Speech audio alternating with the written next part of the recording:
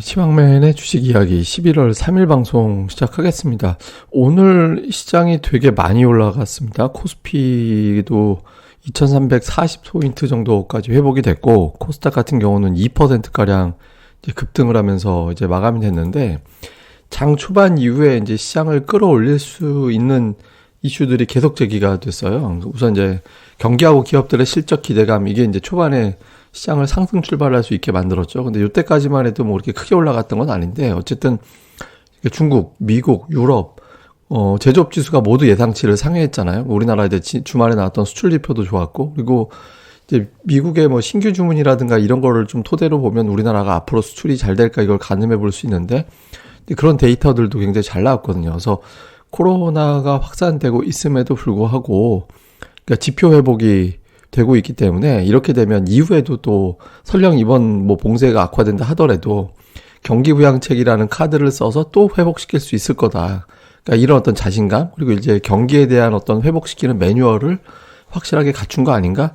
그러니까 이런 어떤 인식이 나온 거죠. 이게 이제 시장을 좀 상승 출발할 수 있는 그런 요인이 됐고, 그다음에 또 기업들의 실적. 그러니까 최근에 뭐 삼성전자라든가 뭐 자동차주, 철강주 뭐 이런 기업들 실적이 일제히 다 예상치를 상회했잖아요. 근데 뭐 어제 오늘 나온 기업들의 실적도 대체로 예상치를 크게 상회하는 그런 모습이 나오고 있거든요. 그래서 기업들의 실적이 괜찮다면 뭐 주가가 이렇게 빠질 만한 상황은 아닌 것 같다. 그러니까 이렇게 이제 인식이 있었죠. 그리고 이제 뭐 대형주 시가총액 2위에 해당되는 SK 하이닉스의 목표 주가가 또 상향되는 보고서도 나왔거든요.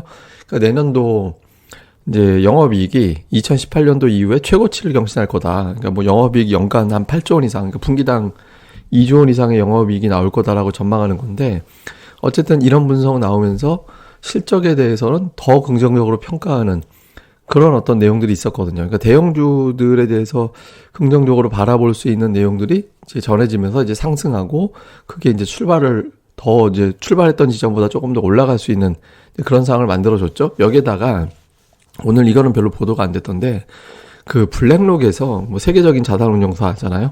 그러니까 블랙록에서 아시아 신흥 시장에 대해서 투자 의견을 비중 확대로 이제 올렸어요.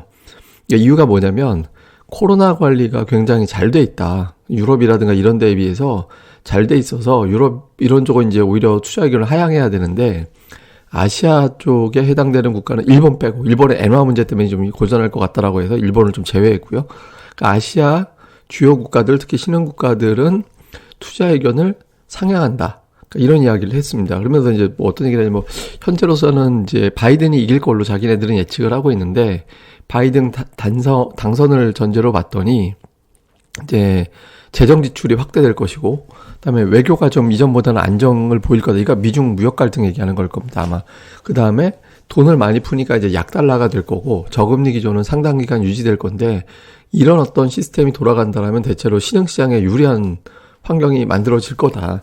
그러니까 이런 부분들이 이제 가동이 되면서 시장이 좀 올라갈 수 있는 그런 상황이 이제 만들어졌죠. 그리고 물론 이제 뭐 미국 대선 앞두고서 불안하다라는 분석이 여전히 있고, 다음에 이제 트럼프가 이제 우편 투표 인정하면 안 된다 이런 발언을 계속 하고 있잖아요.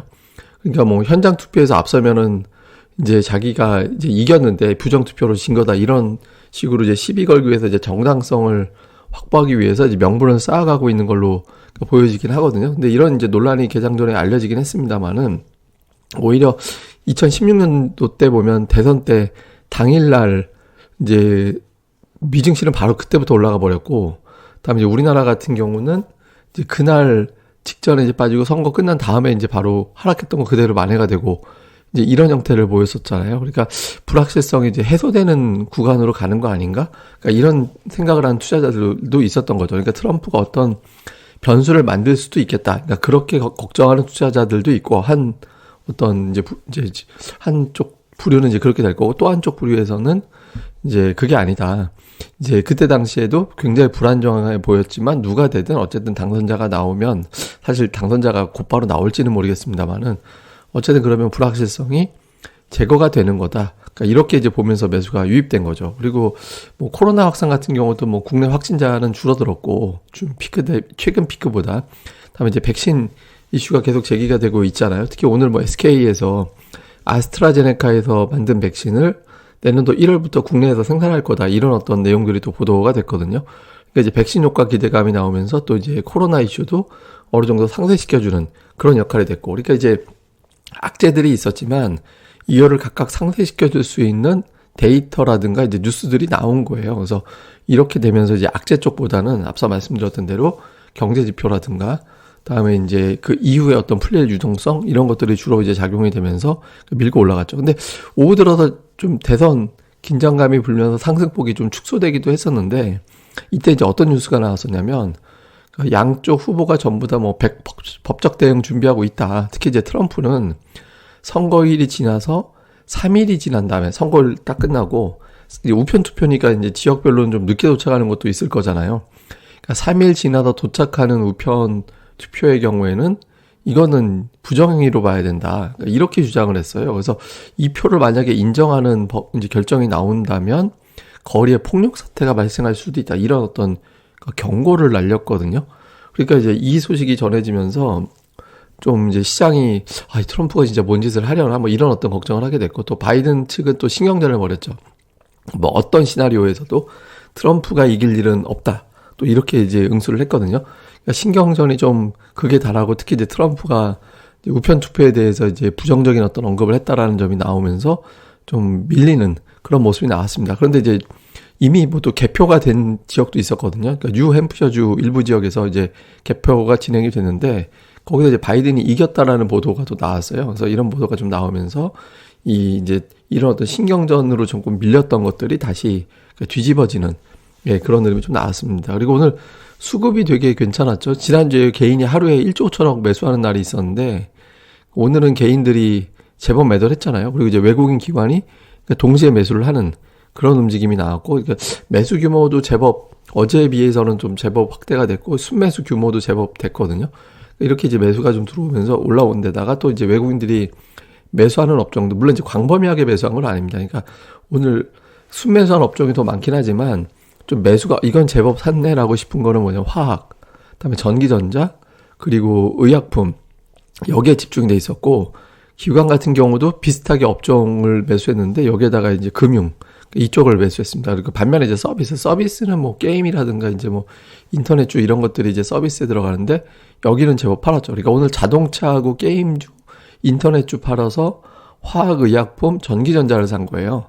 이제 이렇게 이제 매수를 해주고, 특히 이제 2차 전지, 제가 오늘 아침인가요? 뭐 미국에서 이상하게 수소차, 전기차 이런 뉴스가 좀 많이 나왔다고 오늘 외신 미국 뉴스 언론에. 근데 오늘 전기차 관련주들이 또 여기서 뭐 우리나라 정책하고 또 이제 어필이 우리나라에서도 뭐 탄소 배출 뭐 이런 거 관련돼서 이제 어필이 나왔잖아요. 또 기사가. 이래서 이쪽에도 또 강세를 보이고, 또 삼성전자하고 SK 하이닉스도 실적 기대감이 올라가고, 그러니까 이런 어떤 흐름이 좀 나오면서 이제 강세를 보였습니다. 그래서 수급이 좋았던 것도 역시 이제 시장에 큰 힘이 됐고, 특히 이제 코스닥 같은 경우는 올라간 것도 올라간 거지만 이틀 연속해서 상승 종목이 많았거든요. 그러니까 최근에 코스닥이 3일 동안 올라간 적도 있었어요. 그러니까 10월 27, 8, 9 이때 3일 연속 올라갔잖아요. 근데 그 3일 동안에 상승 종목이 많았던 건 하루밖에 없었거든요. 근데 지금은 어제 오늘 이틀 연속해서 상승 종목이 더 많았죠. 근데 이거는 10월 8일과 12일, 그러니까 한글날 전 거래일, 그 다음 거래일 이후에 처음이었어요.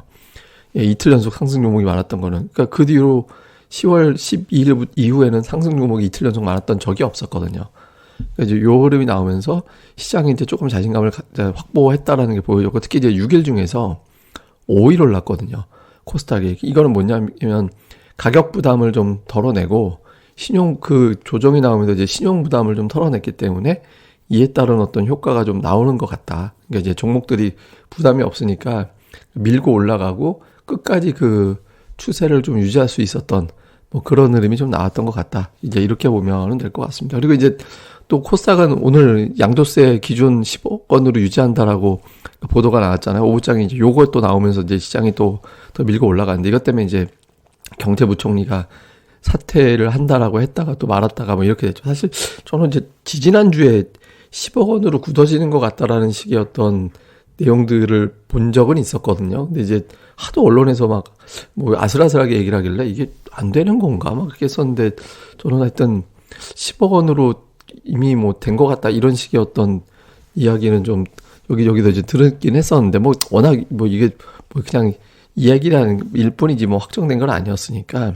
근데 어쨌든 이제 오늘 그런 내용들까지 확정이 됐잖아요. 근데 코스닥이 이제 6일 중에서 5일 올라오는 걸 잘 보면, 이제 양도세가, 3억 원으로 굳어지진 않겠구나. 요때 이거 내용 이후에 이제 코스닥 쪽에서 이제 올라가기 시작하는 그런 흐름이 좀 나왔거든요. 그래서 10월에 유난히 하락했던 게 이제 코스닥이었잖아요. 그러니까 전 세계 증시에서 코스닥이 좀 유난하게 좀 많이 빠졌었거든요. 10월에. 근데 요게 이제 양도세 변수가 좀 컸었는데, 요게 이제 좀 완화가 됐다라는 소식이 전해지면서 좀 매수가 유입되는 그런 계기로 작동이 됐다. 이렇게 보면 될 것 같습니다. 근데 이제 미국 대선이 남았잖아요. 내일 또 장중에 뭐 미국 대선 관련해서 뭐 어디가 어떻게 되고 이런 뉴스들이 막 쏟아져 나오겠죠. 뭐 그런 것들이 쏟아져 나오면서 시장의 긴장도도 또 높아지고, 그러니까 이런 흐름이 이제 나올 가능성이 높은데, 근데 어쨌든 우리는 그 다음을 동시에 보고 있어야 되거든요. 근데 그 다음을 좀 생각을 해보면, 경기 부양책이 어느 정도 시점에 어느 정도 규모가 될까? 그다음에 코로나는 더 번질까? 아니면은 코로나를 번지는 걸 봉쇄하면서 이제 확진자가 이제 좀 주춤거리는 그런 데이터들이 나올까? 그다음에 이제 백신은 어떻게 될까?